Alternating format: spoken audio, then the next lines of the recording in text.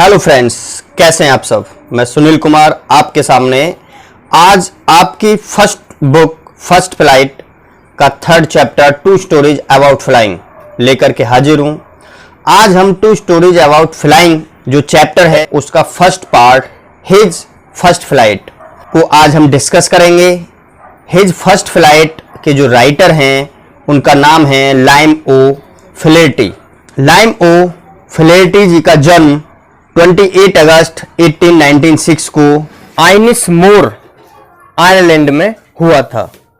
इनकी डेथ 7 सितंबर 1984 को डबलिन में हुई थी जो आयरलैंड में ही है। इन्होंने कुछ मूवीज में भी काम किया और ये आयरिश नोवेलिस्ट और शॉर्ट स्टोरी राइटर भी थे। इन्होंने कुछ मूवीज में भी काम किया जो बहुत फेमस थी। इन्होंने काफी बुक भी लिखी हैं। तो इनकी शॉर्ट स्टोरीज में से ये एक स्टोरी है जिसका नाम है हिज फर्स्ट फ्लाइट, अर्थात उसकी पहली उड़ान। उसकी पहली उड़ान से ही जाहिर है कि ये जो स्टोरी है उड़ान के ऊपर है।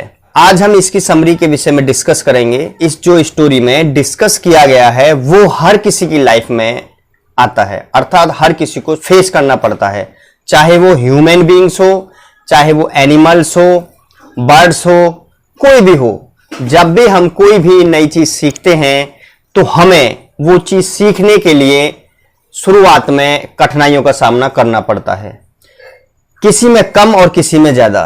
जैसे मैं आपको बता दूं, जब हम पहली बार साइकिल चलाना सीखते हैं तो हमें बहुत कठिनाइयों का सामना करना पड़ता है। पीछे से हमारी साइकिल को हमारे पेरेंट्स या हमारे फ्रेंड्स पकड़ते हैं, फिर हमें वो बिठाते हैं और धीरे धीरे फिर हम चलाने की कोशिश करते हैं, हैंडल को संभालते हैं।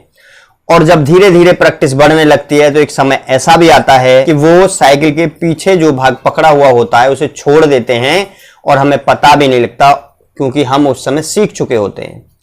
जो समुद्र के किनारे पक्षी पाए जाते हैं उनमें एक सीगुल नाम का पक्षी भी समुद्र के किनारे पाया जाता है। तो ये कहानी यंग सीगुल की है। ये उस समय की कहानी है जब तक कि बच्चा उड़ना नहीं सीखा था, अर्थात उसने अपनी पहली उड़ान नहीं भरी थी। वो कैसे अपने डर पर विजय प्राप्त करता है, क्योंकि पहली बार जब काम किया जाता है तो उसमें बहुत डर होता है, बहुत रिस्क होता है। तो कैसे अपने रिस्क पर विजय प्राप्त करता है, कैसे अपने भय पर विजय प्राप्त करता है, ये हम इस कहानी में अब पढ़ेंगे। इसमें एक छोटा जो सीगुल है वो अपनी फैमिली के साथ रहता है। वो लेज पर, लेज कहते हैं जो समुद्र में छोटे छोटे पहाड़ टाइप बन जाते हैं, तो उस पर ये फैमिली रह रही है। और एक ऐसा भाग जो उस पहाड़ से बाहर की तरफ निकला हुआ होता है उसे लेज बोलते हैं। जो ये सीगुल है ये अपने लेज पर निकल के आता है उस बिल से जहां पर ये सोया हुआ था। और इसकी जो फैमिली थी एक दिन पहले ही वहां से उड़ चुकी थी। इसकी फैमिली में इसके मम्मी पापा, इसके 2 बड़े भाई और एक छोटी बहन है। जब उन्होंने उड़ान भरी थी तो ये भी उनके साथ था। जब छोटी बहन और 2 भाइयों ने उड़ान भरी अपनी, तो ये भी कुछ दौड़ा, परंतु उनके साथ नहीं उड़ पाया, क्योंकि इसने नीचे देखा कि विशाल समुद्र है और इतना बड़ा समुद्र है कि यदि मैं गिर गया तो मैं मर जाऊंगा और मेरे जो पंख हैं वो मुझे सपोर्ट नहीं कर पाएंगे, अर्थात काफी छोटे मेरे पंख हैं। जबकि इसकी सिस्टर के इससे भी छोटे पंख थे, वो उनके साथ उड़ गई थी। जब पेरेंट्स ने देखा कि ये नहीं आया है तो वो लौट करके आए लेज की तरफ और उसे आवाज देने लगे, उसे पुकारने लगे, परंतु उसने उनकी बात को अनसुना कर दिया। तो पेरेंट्स ने दबाव डाला और कहा कि यदि तुम यहीं रहोगे तो तुम भूखे प्यासे इसी लेज पर मर जाओगे और हम तुम्हारे पास भी नहीं आएंगे। और उसे धमकी भी दी कि तुम यहीं पर भूखे मर जाओगे, हम तुम्हारे पास भी नहीं आएंगे। और यही हुआ, वो उड़ के चले गए, लेकिन ये नहीं उड़ पाया। इसे डर लग गया, इसे जीवन का भय था, कहीं ऐसा ना हो कि मैं मर जाऊं। अब ये वहीं पर ये देखता है कि इसके मम्मी पापा अर्थात इसके पेरेंट्स इसके भाई और बहनों को अलग अलग तरह की कलाएं सिखा रहे हैं कि किस तरह से समुद्र पर उतरा जाता है, किस तरह से डाइव लगाई जाती है और किस तरह से तरंगों को छूते हुए गुजरा जाता है और मछलियों को कैसे पकड़ा जाता है।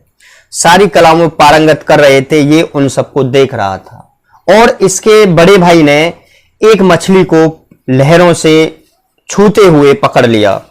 वो मछली हेरिंग नाम की मछली थी, जिसे उसने पकड़ लिया और चट्टान पर बैठ करके उसे वो खाने लगा, निगलने लगा। इसने कुछ अपने लेज पर, जहां पर ये बैठा था, वहीं पर कुछ बहाने बनाने लगा, क्योंकि इसकी जो पूरी फैमिली थी वो सामने वाली क्लिफ पर थी, अर्थात सामने वाली चट्टान पर थी।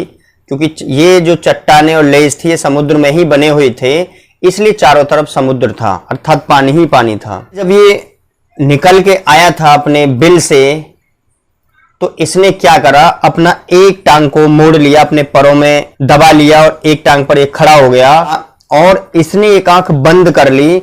ऐसा ये सो करने लगा, बहाना बनाने लगा कि जैसे सो रहा हो। परंतु इसकी फैमिली में किसी ने भी इसकी तरफ कोई भी ध्यान नहीं दिया।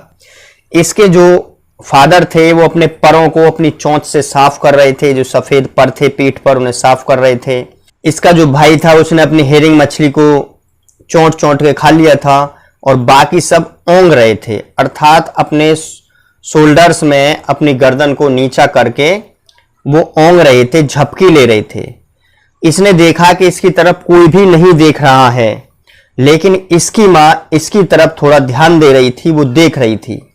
इसकी माँ एक मछली पकड़ के लाई थी जो उसके पैरों में पड़ी हुई थी। ऊंचे से हम पर इसकी माँ बैठी थी और माँ के पैरों में एक मछली थी और उसे वो फाड़ फाड़ के खा रही थी। और उसी जो टीले पे हम पे जो बैठी थी अपनी चोंच को दोनों तरफ से शार्प कर रही थी, जैसे कि हम नाइफ को साफ करते हैं उसको पैना करने के लिए, उसी तरह इसकी माँ भी चोंच को पैना करने के लिए उसे शार्प कर रही थी और फिर मछली को खा रही थी। इसको इस तरह खाना बहुत ज्यादा पसंद था। जब इसकी मदर या फादर मछली लाते थे और इस तरह से मछली को फाड़ के और चोंच को शार्प करके खाता था, तो इसे बहुत ज्यादा ये तरीका पसंद था। अब इस तरीके ने उसे पागल कर दिया, क्योंकि 24 घंटे हो गए थे, उसे कुछ नहीं मिला था खाने के लिए, तो ये भूख से पागल सा हो रहा था। और अपनी माँ को खाते हुए देखकर इसके अंदर बहुत ज्यादा भूख बढ़ गई। अब ये माँ को आवाज देने लगा और आवाज में जो पक्षियों की आवाज होती है, तो ये गा गा गा इस तरह से कहने लगा। तो इसकी माँ ने भी रिपीट किया, गाओ कुल आहा, अर्थात जैसा कि उसका मजाक उड़ा रही हो, कह रही हो कि तुम वही टीले पर रहो, तुम्हें खाने की क्या जरूरत है, तुम भूखे मर जाओगे। लेकिन फिर दोबारा से ये बड़ी दयनीय स्थिति में अपनी माँ को आवाज देने लगा। फिर एक साथ ही खुशी से उछल पड़ा, क्योंकि इसने देखा कि इसकी माँ एक मछली का टुकड़ा लेकर के इसकी तरफ उड़ के आ रही है। तब तो ये अपने पैरों को उस चट्टान पे मारने लगा, खुशी का इजहार करने लगा और दौड़ करके लेज के किनारे तक पहुंच गया, अर्थात बिल्कुल किनारे पे पहुंच गया। और इसने देखा कि इसकी माँ बिल्कुल इसके ठीक सामने आ गई है और जो मछली का टुकड़ा था इसके मुंह से बस कुछ ही दूर था। लेकिन माँ ने अपने पंखों को फड़फड़ाना बंद कर दिया और पंखों को रोक लिया। अब इसकी उत्सुकता बहुत ज्यादा बढ़ गई कि माँ आगे क्यों नहीं आ रही है, जबकि भोजन बिल्कुल उसके करीब था। उसे यह ध्यान नहीं रहा कि मैं बिल्कुल किनारे पे खड़ा हूं, इससे रहा नहीं गया, भूख ने इसे पागल कर दिया और इसने उस भोजन के टुकड़े पर, मछली के टुकड़े पर छलांग लगा दी, जिससे कि ये नीचे गिरता हुआ जाने लगा। अर्थात क्योंकि किनारे पर था, नीचे समुद्र था, काफी ऊंचा टीला था जिस पे बैठा था। जैसे ही छलांग लगाई तो ऐसा लगा कि जैसे कि इसकी सांसें रुक गई हों, दिल बैठ गया हो, कुछ भी सूझ नहीं रहा था, दिखाई नहीं दे रहा था। उसे भय ने पूरी तरह से जकड़ लिया था, उसे कुछ भी सुनाई नहीं दे रहा था। लेकिन केवल ये 1 मिनट ही रहा और दूसरे ही क्षण पंख थे वो बाहर की तरफ निकल आए। हवा उसके छाती वाले परों पर टकराई, पेट से नीचे होते हुए उसके पंखों से टकराई और वह अब महसूस कर सकता था कि उसके पंखों के किनारे हवा को चीर रहे थे, अर्थात वो उड़ रहा था। अब वह सिर के बल जैसे गिरा था ऐसे नहीं गिर रहा था और धीरे धीरे नीचे की ओर उड़ने लगा था। अब गिर नहीं रहा था, वो उड़ने लगा था। उसे अब डर नहीं लग रहा था, वह केवल थोड़ी सी घबराहट महसूस कर रहा था। फिर उसने अपने पंखों को एक साथ फड़फड़ाया और ऊपर की ओर उठ गया। अब तो वो वही जो आवाज पहले कर रहा था, गा गा गा गा, इस तरह से आवाज करने लगा और उसकी मां अपने पंखों से शोर करते हुए झपट कर उसके पास से निकल गई। अब ये देखते हुए उसके फादर ब्रदर सिस्टर वो सभी उसके आसपास ही घूमने लगे और खुशी से आवाजें करने लगे। अब तो वो पीछे मुड़ता, इधर देखता, उधर देखता, चारों तरफ उड़ने लगा। अब वो हर तरफ उड़ने लगा। अब उसकी जो फैमिली थी वो समुद्र के सतह पर जाकर के बैठ गई, अर्थात वो तैर गई। उसे भी आवाज देने लगे कि वो भी यहीं पर आ जाए। अब उसे बिल्कुल भी डर नहीं लग रहा था। वो इतने विशाल समुद्र के सामने खड़ा था और उसके ऊपर उड़ रहा था, जिससे वो डरता था कि ऐसा ना हो कि मैं इसमें डूब के मर जाऊं। अब उसी का वो सामना कर रहा था। जो छोटी छोटी लहरें थी, अब वो उन लहरों को देखते हुए प्रसन्नता से अपनी आवाज में ਕਾਂ ਕਾਂ करने लगा। अब उसके सारी फैमिली उसके आगे से जाकर समुद्र पर उतर गई और वो भी उतरने लगा। जैसे ही उसने पैर टेके तो उसके पैर नीचे धंस गए। अब उसने फिर उसे घबराहट होने लगी और उसने फिर से अपने पंखों को फड़फड़ाया उड़ने के लिए। अब वो भूखा था और एक्सरसाइज भी उसने उड़ने की कर ली थी। अब तो उसे इतना थक चुका था कि उसमें सामर्थ्य नहीं बचा था कि वो उड़ के जा सके। और उसका पेट जैसे ही पानी पे टिका तो वो तैरने लगा। अब जो उसके मम्मी पापा थे उसको डॉग फिश मछलियां ऑफर करने लगे, अर्थात वो सीगुल भी अब उड़ चुका था, क्योंकि अब उसे पता लग गया था कि डरने से बात नहीं बनती, करने से बात बनती है, क्योंकि डर के आगे ही जीत है। अब सीगुल उड़ चुका था। अब सीगुल ने पहली उड़ान अपनी पूरी कर ली थी, अर्थात उसके अंदर उड़ने से पहले जो डर था वो अब समाप्त हो गया था। तो इस कहानी में यही बताया गया है कि हर कोई जो भी हम पहला काम करते हैं, चाहे वो पढ़ाई का हो, जब भी हम पहली बार कोई भी काम करते हैं, जब हम शुरू में पढ़ने गए होंगे तो हमें बहुत डर लगा होगा। जब हमने किसी चीज का बार बार अभ्यास किया तब जाके हमें वो चीज आई। इसी तरह से जो भी हम चीज सीखते हैं नई, उसमें हमें पहले शुरुआत में डर लगता है। दोस्तों, ये समरी थी इस चैप्टर की जो मैंने आपको बता दी। इससे पहले भी हमने फर्स्ट फ्लाइट के 2 चैप्टर्स पर वीडियो बना दी है, 3 पोएम पर वीडियो बना दी है। यदि आपने वो नहीं देखी है तो उन्हें देख लें।